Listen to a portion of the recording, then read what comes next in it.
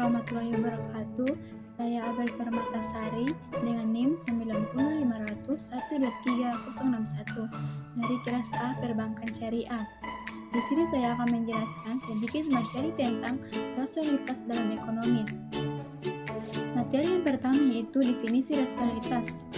Rasionalitas adalah konsep yang mengacu pada kemampuan individu atau kelompok untuk membuat keputusan yang logis dan masuk akal berdasarkan informasi yang tersedia, tujuan yang ingin dicapai, dan penilaian terhadap berbagai alternatif tindakan.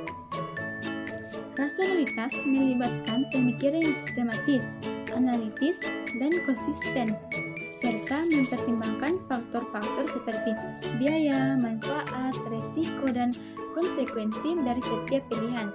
Materi yang kedua yaitu tipe rasionalitas. Terkait dengan tipe atau jenis rasionalitas, Robert H. Frank dalam Adi Warman Akarim 2016 menyebutkan terdapat dua jenis rasionalitas. Yang pertama yaitu rasionalitas kepentingan pribadi. Prinsip pertama dalam ilmu ekonomi menurut Edgeworth bahwa setiap pihak digerakkan hanya oleh atau self-interest atau seorang individu. Hal ini mungkin saja benar pada masa-masa Edgeworth, tapi salah satu pencapaian dari teori utilitas modern adalah pembebasan ilmu ekonomi dari prinsip pertama yang meragukan tersebut. Yang kedua yaitu rasionalitas berdasarkan tujuan yang ingin dicapai saat ini. Teori kekuasaan modern yang aksiomatis tidak berasumsi bahwa manusia selalu bersikap mementingkan dirinya sendiri. Teori ini berasumsi bahwa manusia selalu menyesuaikan preferensinya sepanjang waktu dengan sejumlah prinsip. Materi yang ketiga yaitu prinsip rasionalitas ekonomi. Menurut ilmu ekonomi konvensional, ada prinsip-prinsip yang biasa digunakan dalam rasionalitas ekonomi. Yang pertama yaitu kelengkapan, yang kedua transitivitas. Prinsip ini menerangkan mengenai konsistensi seorang dalam menentukan dan memutuskan pilihannya bila dihadapkan oleh beberapa alternatif pilihan produk, di mana jika seseorang individu mengatakan bahwa produk A lebih disukai daripada produk B dan produk B lebih disukai daripada produk C, maka ia pasti akan mengatakan bahwa produk A lebih disukai produk C. Yang ketiga yaitu kesinambungan. Prinsip ini menjelaskan bahwa jika seorang individu mengatakan produk A lebih disukai daripada produk B, maka setiap keadaan yang mendekati produk A pasti juga akan lebih disukai lebih dari produk B.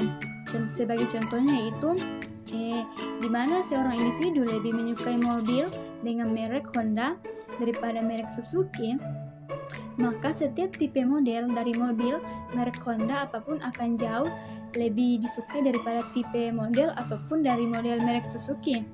Yang keempat yaitu lebih banyak selalu lebih baik. Prinsip ini menjelaskan jumlah kepuasan akan meningkat jika individu mengonsumsi lebih banyak barang atau produk tersebut.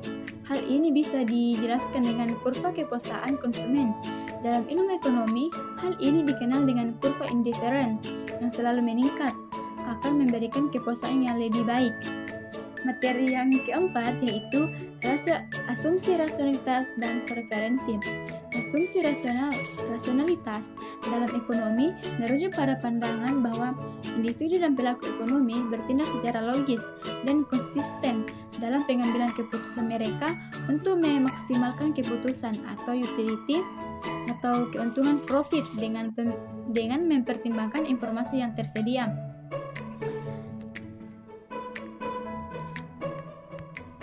Adapun materi yang kelima yaitu asumsi rasionalitas ekonomi dalam Islam. Perspektif dimensi asumsi rasionalitas dalam Islam ada dua asumsi yaitu perluasan konsep rasionalitas. Islam sebagai agama rahmat tentunya ingin agar umatnya selalu di dunia dan di akhirat. Islam tidak ingin umatnya tersesat dan menjadikan mereka rusak dan masuk ke dalam neraka. Islam merumuskan sisi asumsi rasionalitas ini ke dalam 4 perluasan, yaitu maslahah, kemubaziran, meminimalisir resiko, dan masalah ketidakpastian.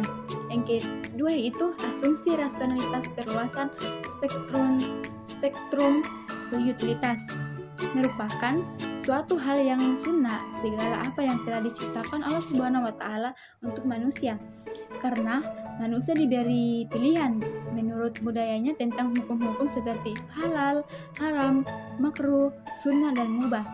Asumsi rasionalitas pada sisi ini memiliki 3 perlakuan kaidah, yaitu yang pertama perlakuan kaidah longgar, yang kedua perlakuan kaidah horizon waktu, dan yang ketiga yaitu perlakuan kaidah komunitas. Sekian dari saya. Wassalamualaikum warahmatullahi wabarakatuh.